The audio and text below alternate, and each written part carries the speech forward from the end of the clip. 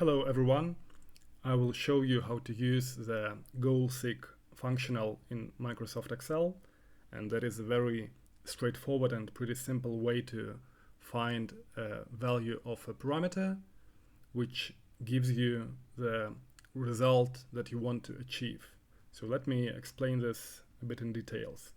For example, you have a production and you want to find a quantity that will lead you to break even, to zero profit. And you have the input, which is the price, variable costs, and fixed costs.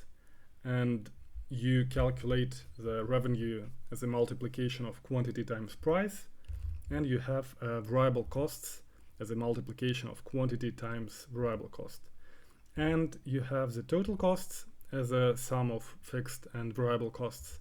And you have a profit as a revenue subtracting total costs. In order to achieve a break-even, you press Alt, A, W, and G. That opens the goal-seek function of Excel.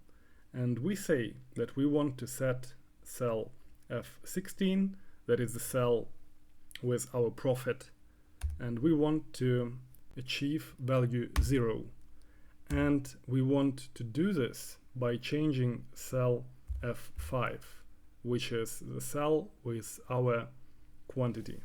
And we press enter, and Excel finds the solution, and it works pretty fast. So you can do this for a way more complex system.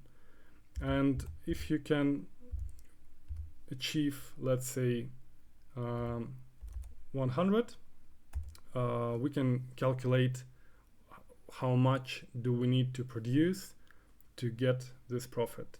So we do pretty much the same, but just change the value to 100. And it gives us the exact result that we want to get.